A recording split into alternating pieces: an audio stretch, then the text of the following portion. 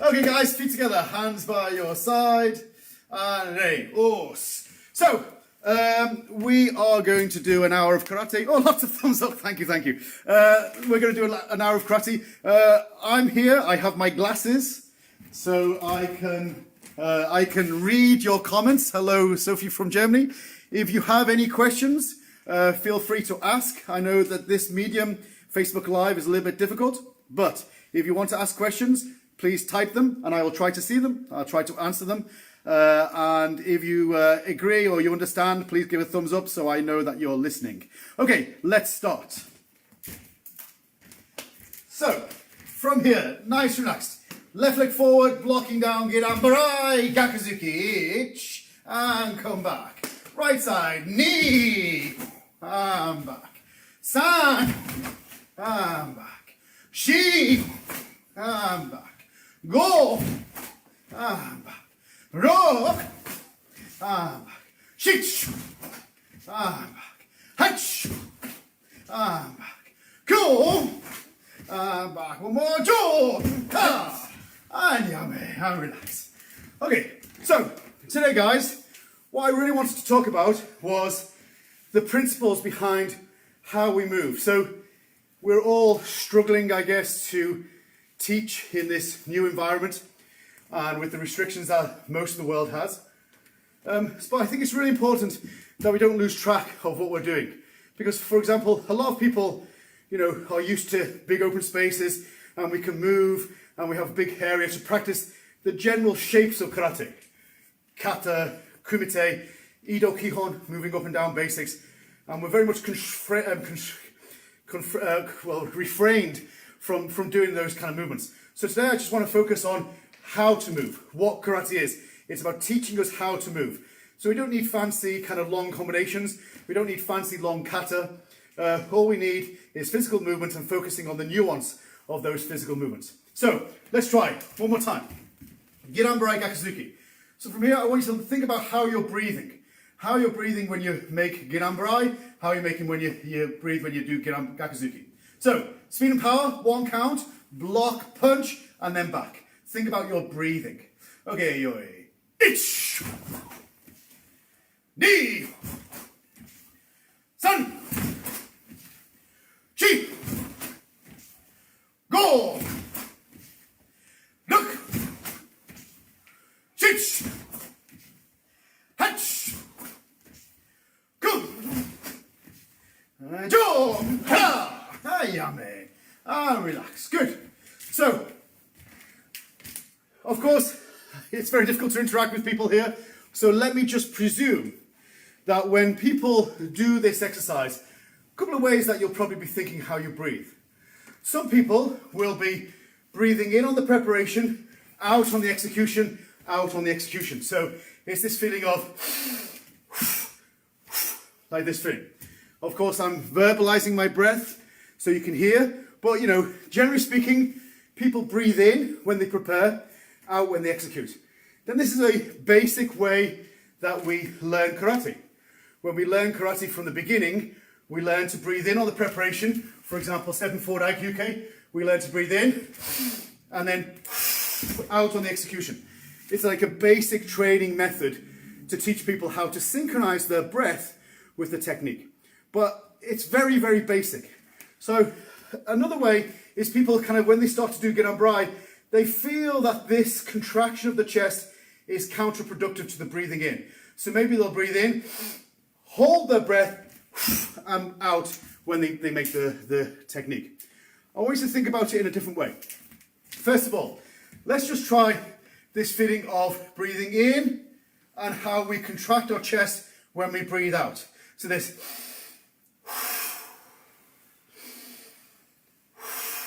feeling of opening your chest, diaphragm of course, and then closing your chest. This feeling, yeah? This is kind of fairly natural. And above all else, we want our karate to be natural. Okay, now I want you to try this feeling of breathing in and then out to fast. So this breathing in, then, and just hand up. So you're starting slowly, then rapidly increasing your breath as you initiate this preparation for Girambarai.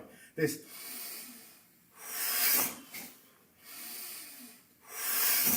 I'm verbalizing my breath, but of course you wouldn't do that naturally, but I just want you to understand when I'm breathing in and when I'm breathing out. So I'm breathing in, then the out breath starts to relax my body. And then I rapidly increase the out breath to prime that Gidambarai preparation. So this thing, yeah? Once you get that, apply it to the Gidambarai. So this thing of, so the whole block is one out breath. From the preparation to the execution, you're breathing out. This, and back. And back. Of course, without verbalizing it, this thing. Understand? Everybody good with that? Okay, hopefully you are. If you are, then just try 1 minute by yourself. Just try that breathing in and then breathing out before you start the technique, then rapidly increasing the out breath as you go through the preparation, then execution of the technique. Okay, just try 1 minute by yourself. Give it a go. If you have any questions, I can see the comments. I'm going to read the comments.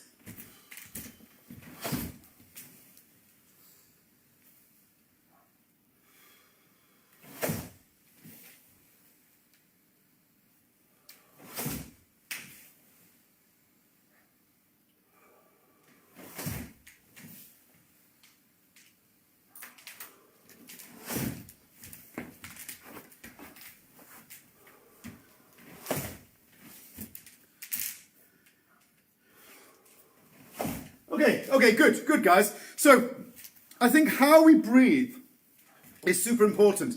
Like we're thinking about our breath at the beginner level, we're in on the preparation, out on the execution.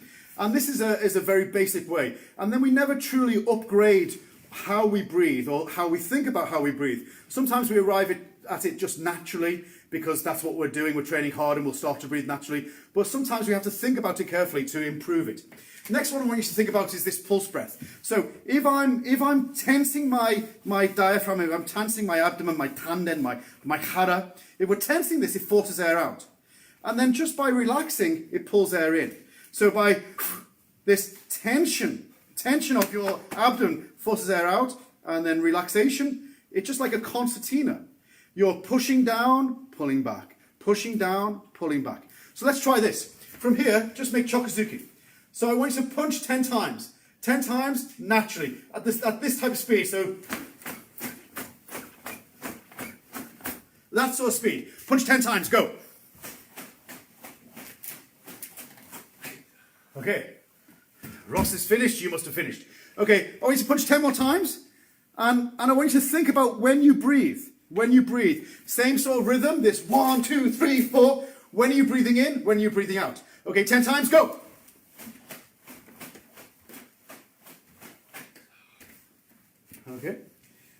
Okay, so I think generally speaking, most people don't really think about when they're breathing in and when they're breathing out.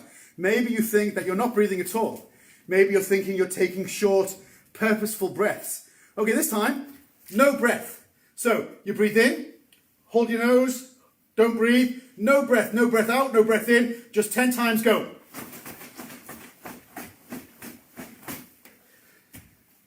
Okay, you'll probably feel that is a totally different experience. So you probably feel out of breath after even punching 10 punches. So what we do naturally is this pulse breath. The very tension of your center, abdomen, inner thigh muscles, the shime, forces air out. And the more we force air out, the more we tense, the more comes out to the point where, we can ki with it. But then the immediate relaxation afterwards of your diaphragm, of your center, draws air back in. So as much as you push out, the same amount is drawn in. Push out, drawn in. And this is called a pulse breath. Like a lot of people in gymnastics, in athletics, do it. In wildlife, they do it all the time. Like a kangaroo, as they bounce, as they push down, air goes out. As they come up, air gets pulled back in. So they don't have to consciously think about breathing. It just happens with the physical movement or physical action of moving. Karate is the same. As we force this kime tension, air comes out. Relaxation, air comes back in. And we should use this in karate all the time. Understand? Everybody okay? Give me a thumbs up. Ross is okay. Hope you guys are okay. Okay, so let's apply this to Gidambarai Gakuzuki. So from here, we're breathing in to start. then out, then rapidly out. Then this kime forces air out. A moment of relaxation in between draws air in, then out again. So this.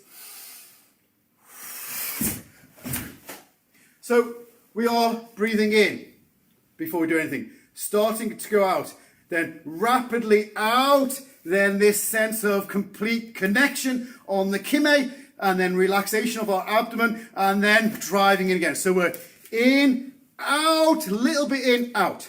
So we have this pulse breath in between. Okay, try that, guys. Try that in your own time, maybe 1 minute. Try each side, but relax in, this, and then back. And then back. Of course, try not to verbalize it, don't make the sound, but try to have that feeling. Okay, 1 minute, guys, give it a go. If you have any questions, you can write them now.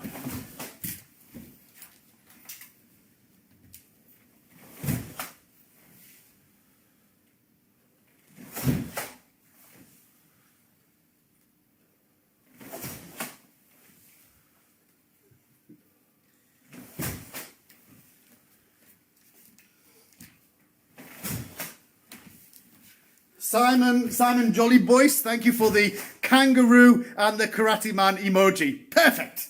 That's what I like to see. Good.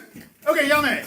So that's principle number one. Principle number one is that we want to breathe naturally and then try to understand how that natural breath is used to reinforce it. Because the last thing you want to do is stop your breath.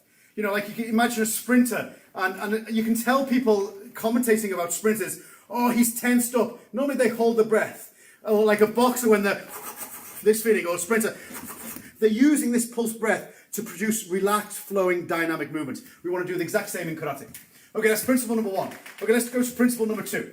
Okay, so from here, think about how your muscles are using, or you use your muscles when you do this. Normal Girambarai Gakuzuki. Okay, right leg, left leg first. Okay, hit. Knee. San. Shi. Go. Look. Shich. Hutch. Q. Jaw. Time. Hi, Yame. I relax. Good. So, what I find biggest problem is tension within the body. Now, as instructors, I'm sure there's lots of instructors watching, or I hope training. A lot of instructors, we always say, please relax, you must relax more. Then this is kind of a throwaway comment. We say, oh, please relax, but we don't actually really explain why, or how, more importantly. Also, students, they understand we don't mean relax. We don't mean relax and flopping. We don't be flopping about as we do our techniques. There's a level of tension within our body that just keeps our structure. So we have to understand how muscles work properly. So there are two muscle groups.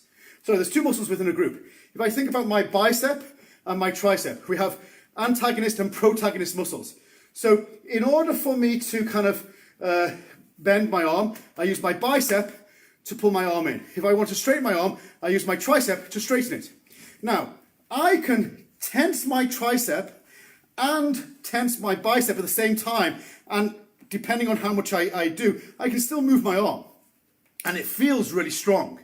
So a lot of people, they want to produce karate that feels strong, and so what they end up doing is use antagonist and protagonist muscles together. Now, I can do this, I can hold my muscle and think, oh yes, I feel strong. But what I really want to do is just use one muscle group at a time in order to produce speed. So it's the difference between like feeling like you're Arnold Schwarzenegger or feeling like you're Bruce Lee. Be Bruce Lee, don't be Arnold Schwarzenegger. Don't use antagonist and protagonist muscles at the same time. Use them in opposition. So for example, I'm pulling my arm up whilst relaxing everything else. And then I'm using my, like for example, my tricep here to straighten my arm whilst relaxing my bicep. So I have this bicep, tricep, tricep, not the same time. If I do the same time, for sure I can make the action, and if for sure it feels strong. But we want our techniques to, if anything, to feel effortless, to feel, I don't want to say weak, They want to feel like you're not putting effort into it at all. So if I use my bicep, just my bicep, or if I use my tricep, then I use them in conjunction to produce this fast snapping action with my technique, not a strong, connected, with all the muscle groups working together. This is just taking a lot of energy and produces stiff karate. So next time your instructor says, don't be stiff, that meaning that you're using too many muscles. You should only be using the correct muscles. So let's try, guys, let's try. So, Girambarai Gakuzuki, but think, first with the Girambarai especially, bicep, tricep, and that goes for your whole body. Okay, try. Ich, ni, san, chi, go, look, chich, hatch, come, go. Okay, we're going to do one more drill. So we have to, like we can use our pec muscles, for example, and we can use our rhomboid muscles at the back, again, in opposition. So we want to use these as well. Not only our bicep, tricep, these and these, whole host of muscles, but we're just focusing on a specific few. So from here, everybody just hands out. Only your biceps, think twitch. So from here, twitch, and then back. Okay, twitch, and then back. Then guys, just try, maybe 10 times. You're not making big, kind of wafting movement, just as quick as possible. Like give yourself a hug, then relax. There's twitch and back, twitch and back, twitch and back. Okay, try 1 minute. Give it a go and I'll look at comments.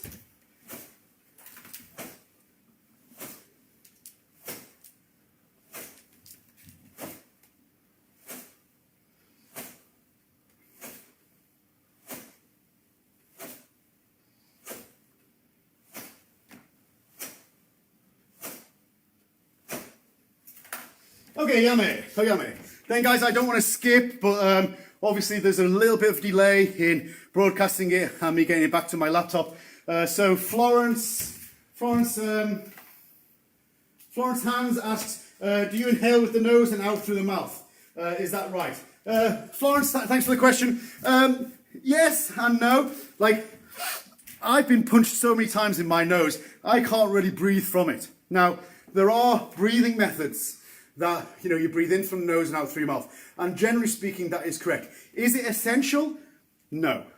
Certainly for me, it's impossible in some cases because I just literally can't breathe through my nose. So generally speaking, there are certain yoga and meditation methods where you do breathe in from your nose and out through your mouth. There are also methods where you breathe in from your mouth and out through your nose. There's also methods where you go in and out from your mouth.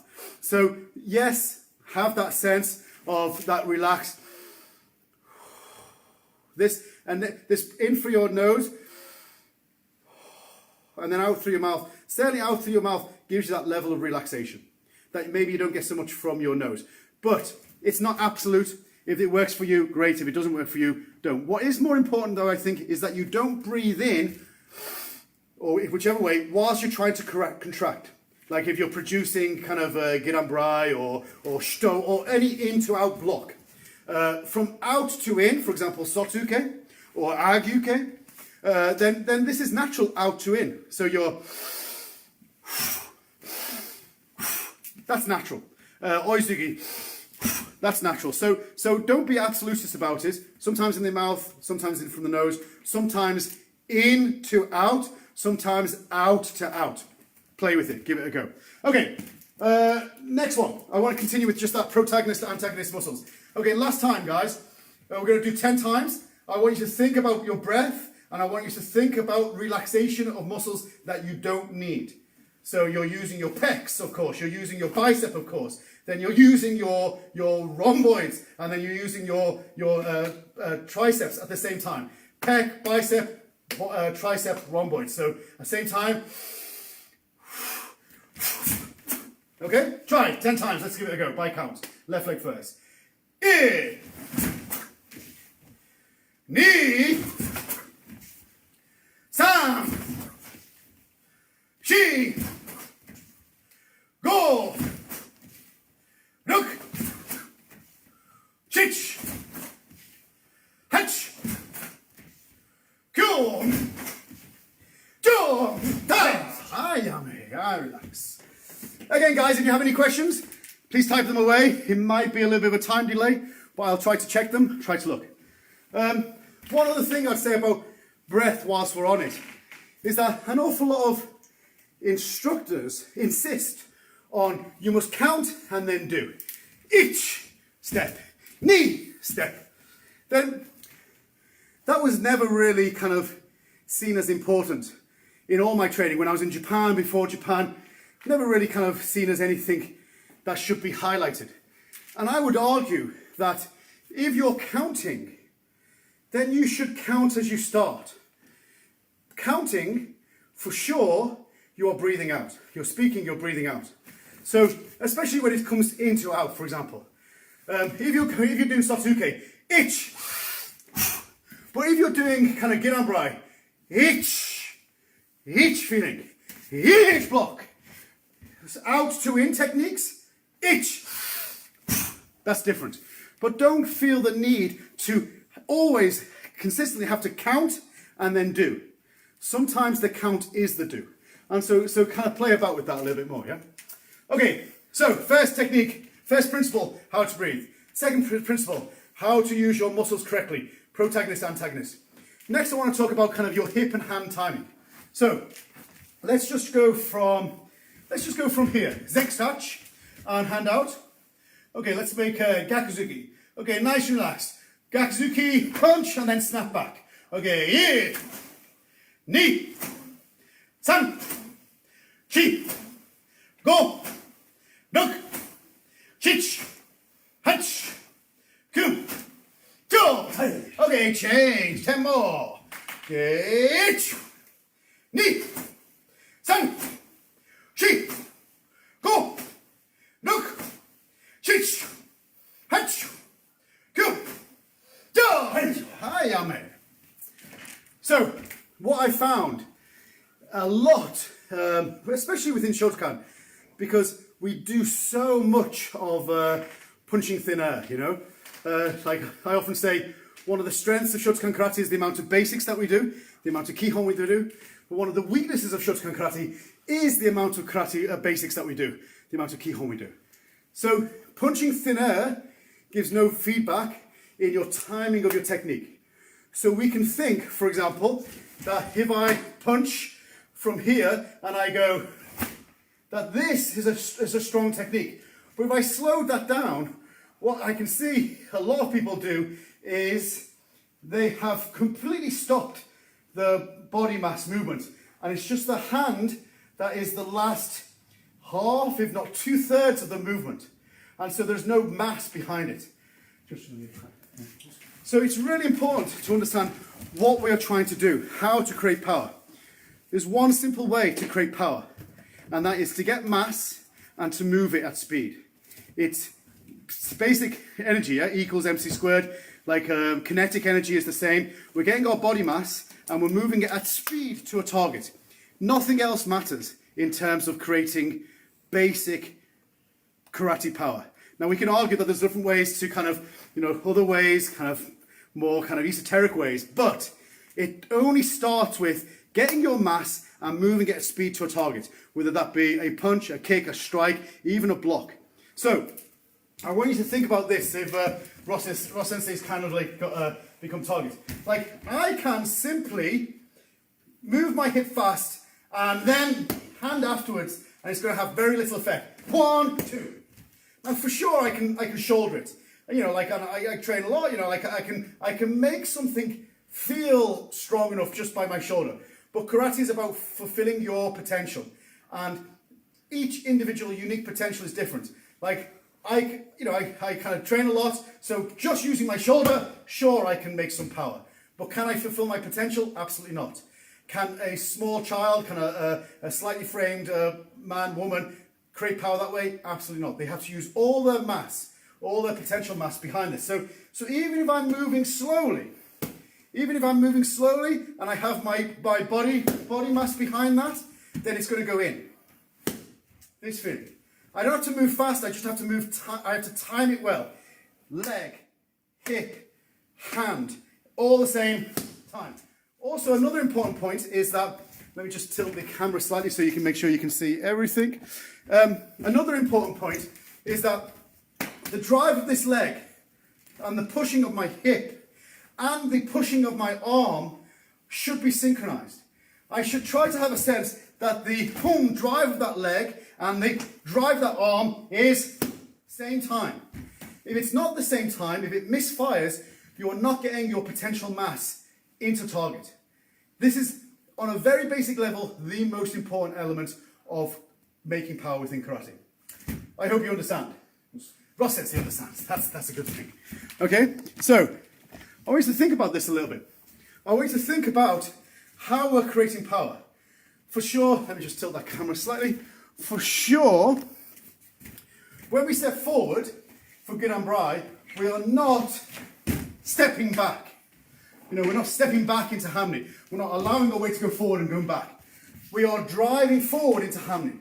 So that means that this leg is driving forward at the same time as this arm is finishing, at the same time as I'm rotating my hip to get that timing right. But I haven't given over everything on this back leg. I still have power here, boom, to drive forward again. So I'm having my body mass move forward, move forward. And it's by shifting my body mass, even by the smallest of degrees, in an explosive manner that creates power. So, like, the principle number 3 I want to talk about is this hip-hand timing to create explosive power. So let's try. Let's just do 10. Let's be mindful of that, yeah? So, this leg, this hand are connected. Drive, drive to create Gidan-Brai. Then this leg and this hand are connected to drive, drive to produce Gakuzuki. And come back. So now, right hand, left leg. Or it's maybe reversed in Facebook Live. This hand, this leg, we're connecting them together to produce Gidan-Brai. Then this leg and this hand connect together to produce Gakuzuki. Then back. Okay, guys, think about that. 1 minute. I think there's questions come through, so I'm going to check the question. But give it a go. 1 minute, just Gidan-Brai Gakuzuki, synchronizing your hand and legs together. Go.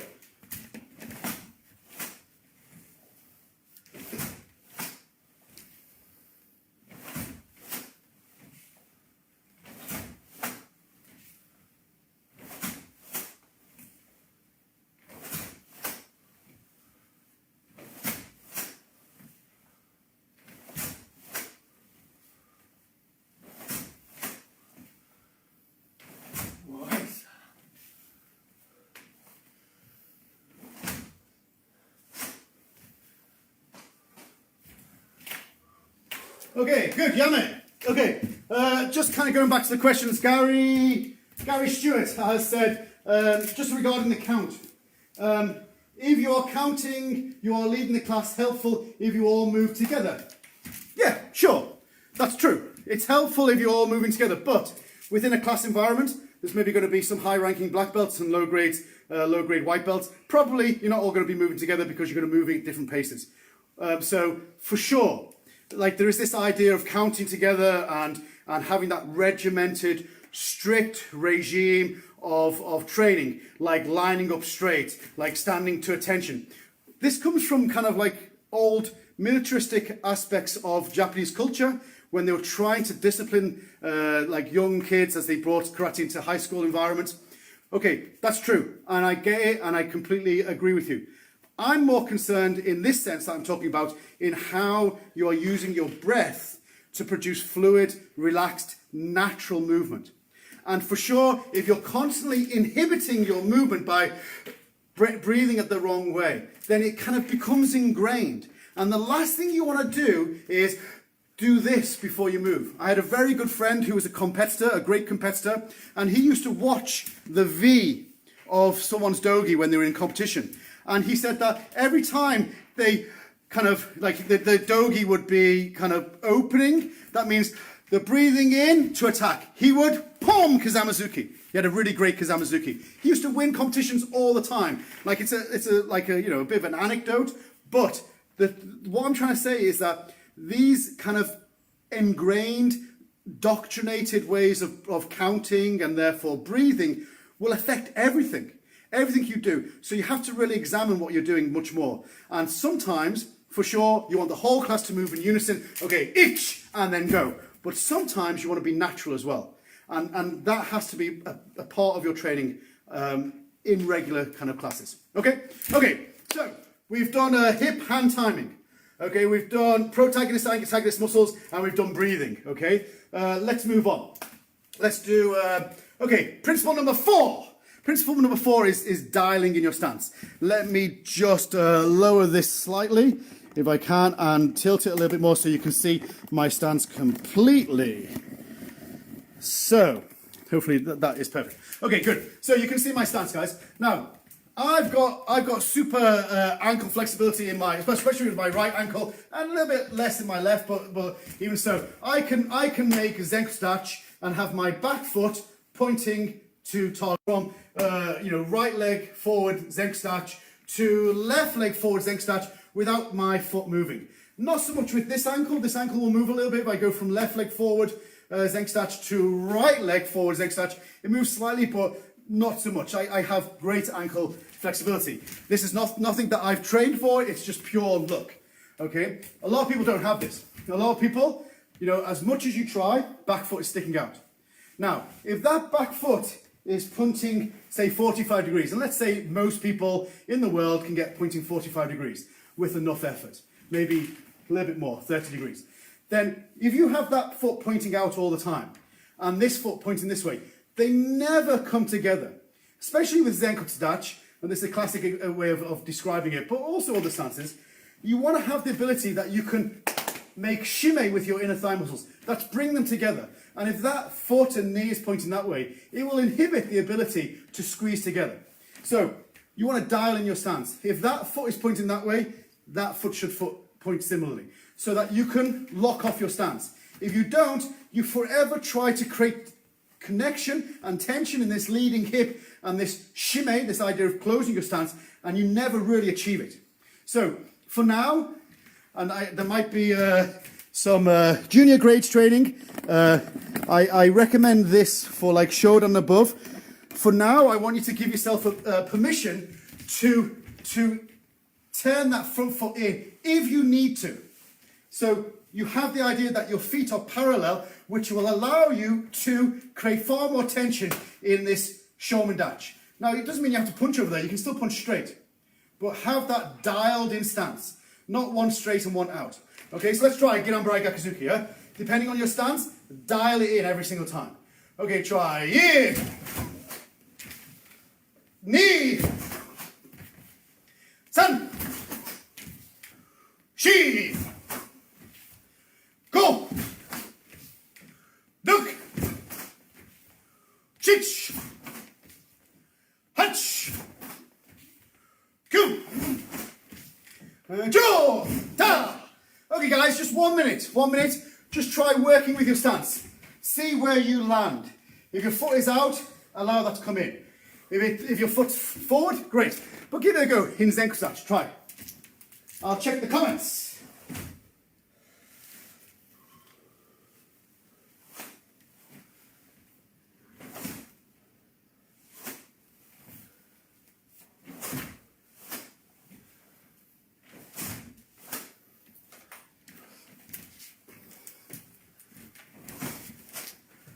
Okay, yummy.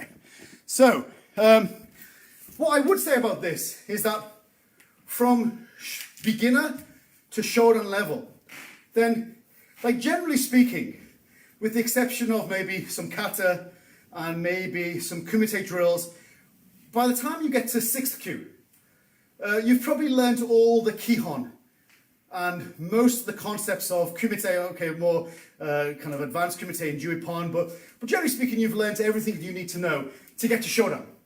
But the difference between the 6th kyu and a Shodan, of course, is vastly different.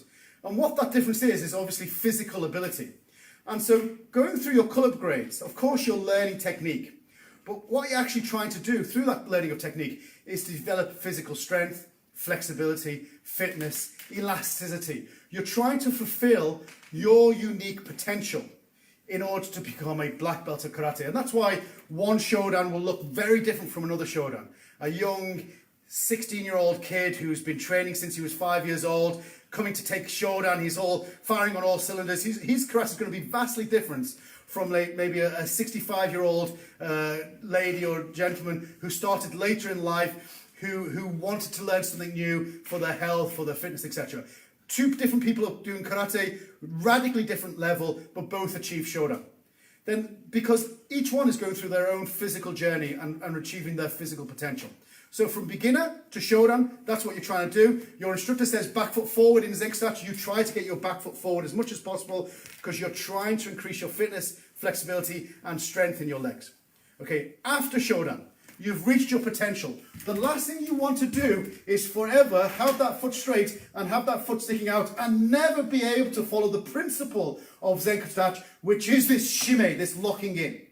And so if that means that you have your foot slightly in, and as you're to compensate for your back foot, so be it. Because you're not following the shape of Zenkstach, you're following the principle of Zenkstach. And there's a classic example of Yohara Sensei. Yohara Sensei had very inflexible ankles, I presume still does. And when he was in the finals of the All Japan Championships, he did Unsu in the finals, and there's a great photograph of him. And he's just turned around, he's done Agyuke, and boom, he's done that Gakuzuki Kyain. And his foot, front foot, is like 45 degrees that way to compensate for his back foot. It's beautiful, it's great karate, but is it the classic Shotokan stance? Absolutely not. Is it his Shotokan stance? Absolutely is. So after Shodan, give yourself the permission to follow your body through the principles of karate, not just some generic shape. I hope you understand. Okay, next one. So, number 1 was breathing. Number 2, protagonist, antagonist. Number 3, hip and hand timing.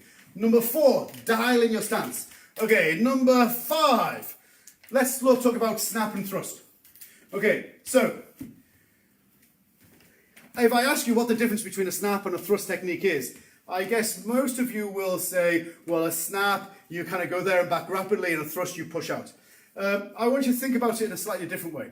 Okay, a snap, like we can use snap in a different ways, but biomechanically, a snap is when the joint leads, and at some point the joint stops, and the weapon comes out. So, for example, Yurakan is undeniably a snapping technique. Whether we kind of bring it round in this thrusting manner, or we bring it back in this snapping manner, the elbow goes out, it stops, and this comes out.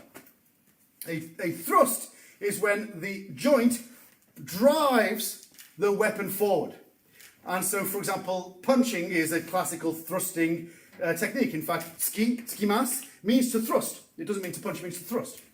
And so, for sure, we can snap that punch, or we can thrust that punch. We can snap that punch in terms of bringing it back quickly, but that doesn't mean it's not a thrust. Or elbow is pushing that weapon forward. Just like if I use Ross to demonstrate. Just like if, let me see if we go there. If, like, undeniably, Maigeri, of course, is a snapping technique. My knee goes first, boom, my leg goes out. Of course, I can thrust. I can bring my foot up high and allow my knee to thrust in to produce Maigeri Kokomi. Same with Kiyagi. I'm allowing my knee to go first and snapping in. Kokomi, of course, I'm going to stop in a basic way. But in reality, boom, I'd bring my foot straight down. Even if I did Kokomi, where my knee is pushing my foot, then boom, I'm going to bring it down straight away. There is no way I'd hold it out. So just because it's a thrusting technique, it doesn't mean you hold it out. So I think it's super important for to understand how we are sometimes snapping a technique by elbow, then hand, and then thrusting a technique by elbow pushing the hand. There are two different biomechanical processes. We don't want to always be stiff, nor do we always want to be whipping. So let's try. With that in mind, I want you to feel like you're whipping, snapping your Ginanbrai and thrusting your Gakuzuki. So from here, we are snap, punch, this thing. This, snap, snap, punch, and back. Okay, let's try 10 times by count. Okay, yeah. And eight. San. Shi. Go. Look. Shich. Hatch. Go. Jo. Da. Ayame. Good.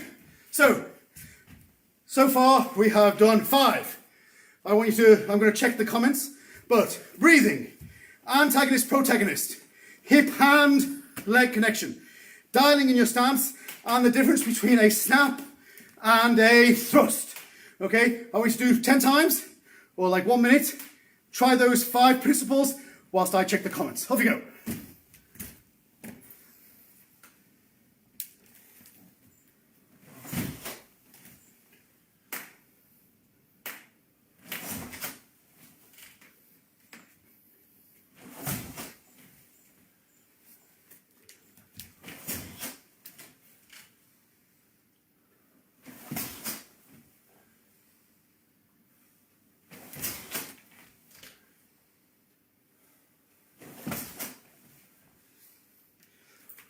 Okay, Yame. Good. Spike Tate said, I get that feet being parallel to enable shimmy, but does this not potentially create a problem when stepping forward due to the front foot having to move slightly to the side prior to the step? Good point, Spike. What I would say is that, for example, we do a lot, let me again adjust my camera for the viewership. We do a lot of movement, for example, in kibirach, where that foot is 90 degrees to the direction you want to step. And we are very capable of engaging that shime that you talk about, and then driving through. Driving through in kibirach. We do this in kata, we do this in kihon, and that is the extreme version of this, where your foot is pointing 90 degrees to the direction of travel. I would say a couple of things. This stance that we're making and that we keep is just a shape, is the very last end product, and really karate is not nouns, it's not this shape and then this shape. Karate is verb, so we're moving into this verb of blocking to the down and then driving to the reverse. These are nouns, these are doing things, so it's never set. And so this dialing in of your stance is sometimes important to give yourself that foundation in order to produce that verb. But if you do then consistently have this sense of your front foot coming to the side, then as you drive forward, then this connection here will naturally release, just like if you naturally step forward, releasing for Girambarai. So with practice that will happen, and I wouldn't kind of worry about how, like as instructors, we say to students, don't do this in order to facilitate your movement forward. That's very different from going through your center and pivoting on the ball of your foot. One is heel pivot, and you just open to facilitate movement. The other one is driving from your back leg, driving from your hip, and going on the ball of your foot to drive into stance. That happens all the time. Okay, but good point. Thank you for asking. Okay, so how are we doing? We have 15 minutes left. Let's see what we can do. Okay, next point. We have breathing, antagonist muscles, hip-hand connection, dialing in your stance, thrusting and snapping. Let's think about arguably one of the most important training mechanisms of Shotokan Karate, which is your center line, your Seichusen. Seichusen, sei means formal, like seizar, just is like the formal way of sitting. Chu as in chudan means middle, chudan, and sen just means line. So your formal middle line is this ability to not lean forward, lean to the side, to stick your bum out, to maintain this Seichusen right the way through. We're going to do a quick drill that will really help you focus on this. So what we're doing is this. I'm going to go across the dojo so you can see clearly. We're going to do oizuki, just to break from what we're doing. And all I want you to do is drive your hips a lot forward. I don't want you to come up. I want you to kind of go forward, and so your knees are driven forward. You have that shime, that closure of your stance, which means that you're kind of maintaining stability, and you're on the ball of your feet. Now, this is kind of hyper vulnerable. This is a kind of vulnerable stance, but I want you to try to maintain it. As you do, we're going to step forward, oizuki. So just driving. Yeah, you can turn, maintaining both heels off the ground. And just basic oizuki. Don't put your heels down. Give it a go, just oizuki. Okay, try 1 minute. Off you go.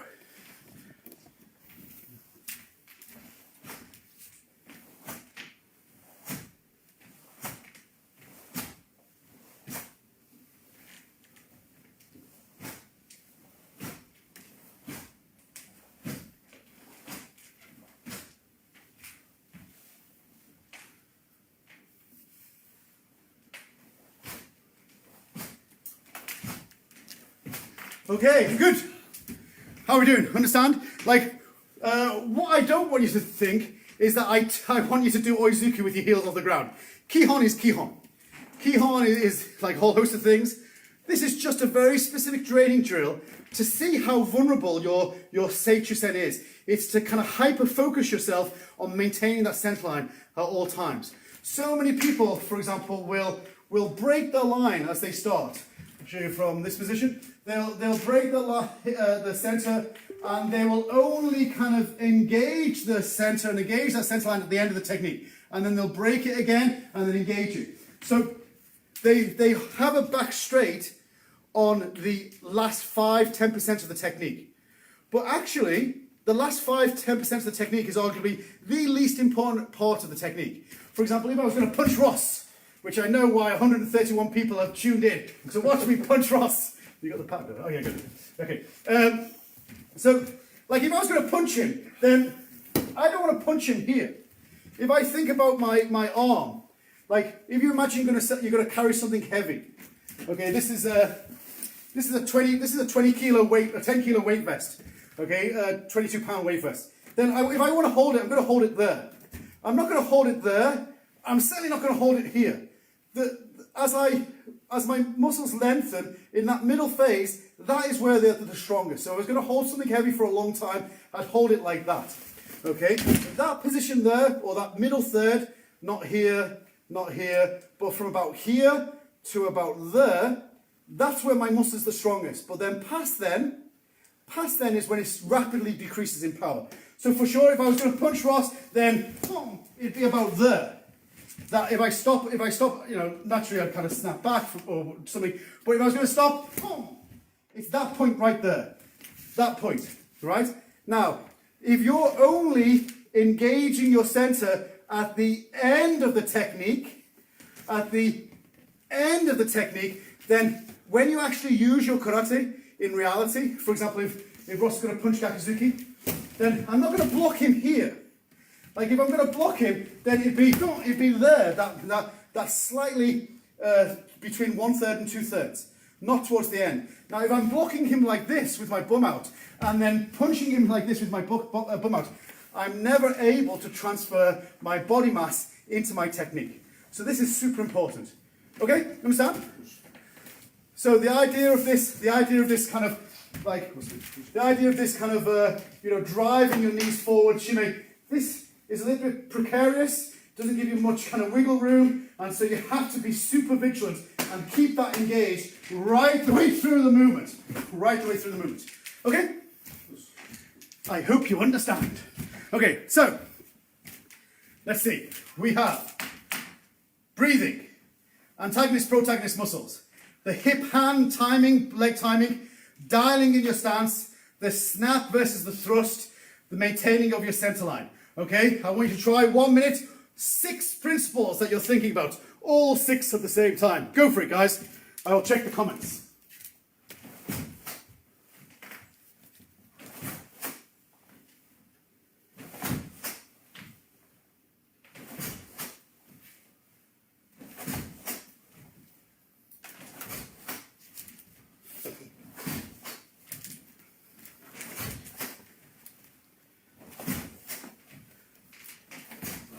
Okay, yummy, good.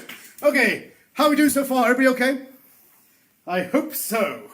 If you want, you can give me a thumb up to let me know that you are feeling good. We've got 10 more minutes, so we'll maybe fit a couple more principles in. The penultimate principle.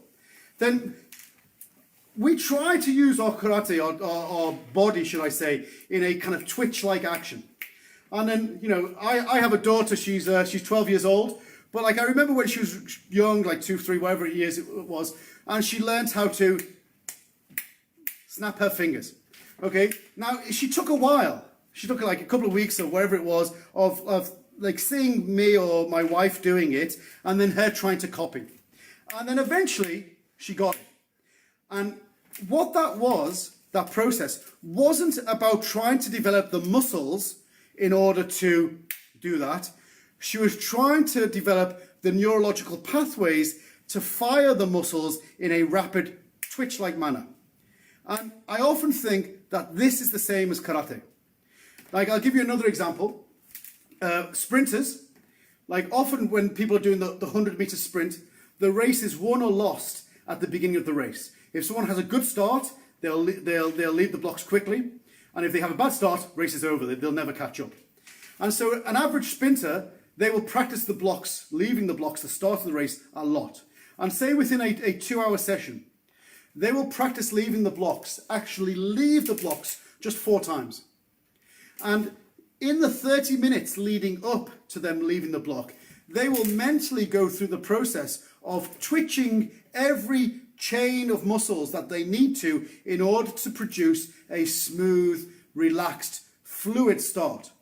And so they'll visualize it, they'll work with it, they'll kind of think about the muscle groups, they'll connect with it and try to isolate the body parts in order to produce that technique. And then boom, they'll do it. And the coach will watch them, or they'll video it and they'll look at it and they go, this was too early, or that was too late, or I can tweak it here a little bit. And they'll go through again the same process.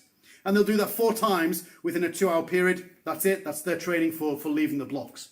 And I often think that karate is the same, yeah? Like if we're practicing karate, like for example, I'm going to punch Gakuzuki, then for sure I want to be able to engage my leg rapidly. I want to be able to engage my core rapidly. I want to be able to engage my solar plexus and my abdomen rapidly. I want to be able to engage my pecs rapidly. I want to be able to engage my shoulder, my arm rapidly. And I put all those together in order to produce the Gakuzuki.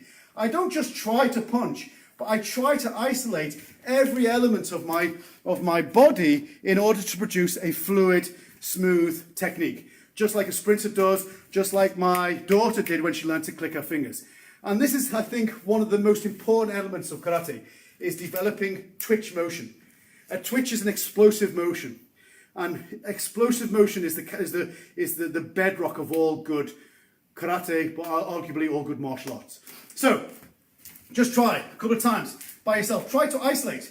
Isolate that pec, boom, in order to get that preparation. The twitch, in order to get the execution. That drive, that twist, that pec, boom, in order to get that Gakuzuki, yeah? So isolate those parts and try to coordinate them together to produce this explosive Ginambarai Gakuzuki. Try, guys, give it a go.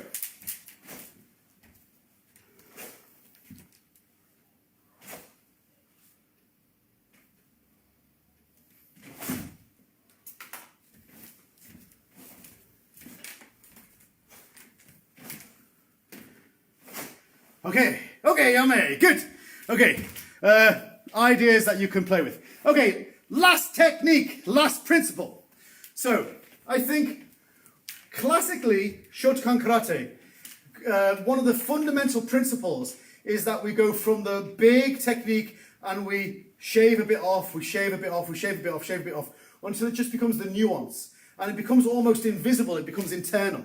So, let's just briefly try this. Let's go from Shizentai. Okay, we're going to maintain Shizentai now. We're going to block Ginambarai. So from here, we can prepare and block Ginambarai, then rotate. Okay, let's try.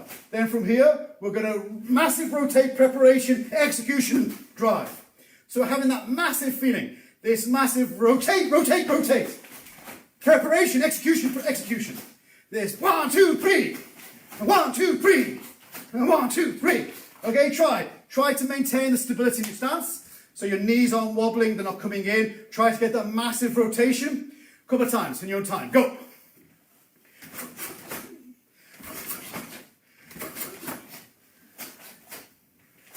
Okay, Yame, perfect.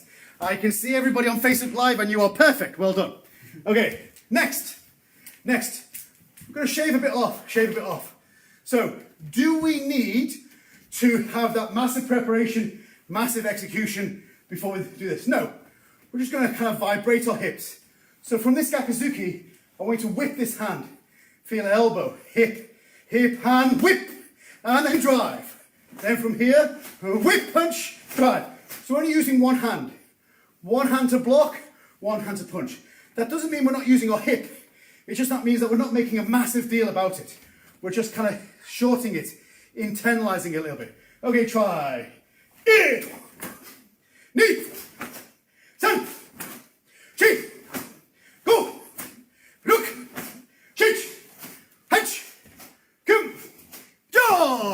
Hayame. Good. Okay. So, last one. We shave a bit off, we shave a bit off, we shave a bit off, until it's just the essence. The principles are the same, but the superficial shape has completely changed. So we're going to do Girambarai, Gakuzuki, no Hikite.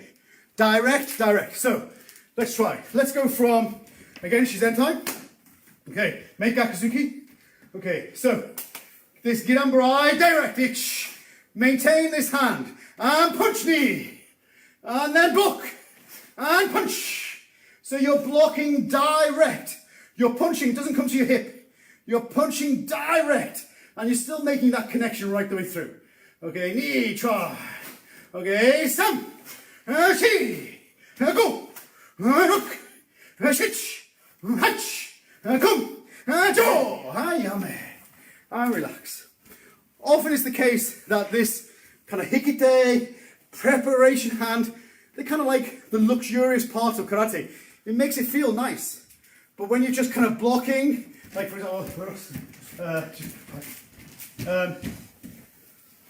like if he has a pad and a hand up, like I don't have to have this massive wind up. I can just engage. I don't have to kind of wind it up. Remember, it's explosive power. And explosive power is not mass times speed times distance. We don't need distance. Explosive power is like boom. If you were next to a bomb, it'd be far more dangerous than if you were 10 meters away from a bomb, because it's explosive power. The closer you are, the more dangerous it is. So you don't need this big wind up. You just need mass times speed. So I can be very close to Ross, very close to Ross, but I, like almost touching. But I can put that explosive power. Boom! I put that explosive power, and still create energy. Understand? I hope so. So, last one, guys, last one. We are frantically running out of time. So, let me just check one more time for questions.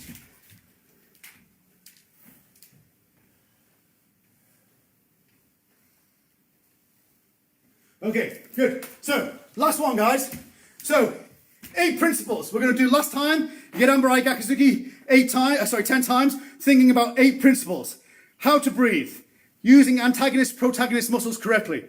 Connecting your drive of your leg, your hip rotation, your hand technique at the same time. Okay? Dialing in your stance, not having one foot straight, one foot out.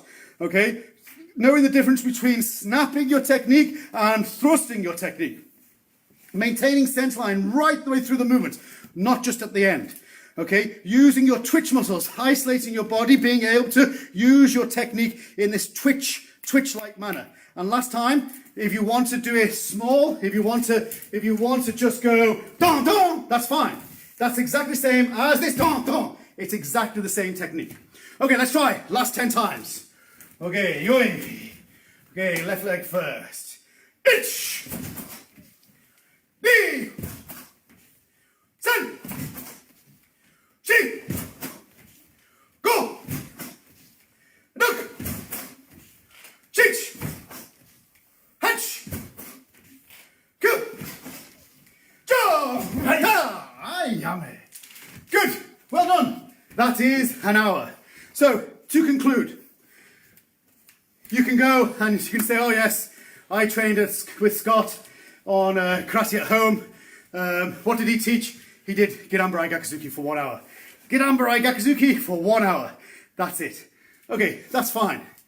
And that's actually fine, because what I really want you to understand is that the techniques that we see in the Kihon Kumite Kata, this is superficial karate.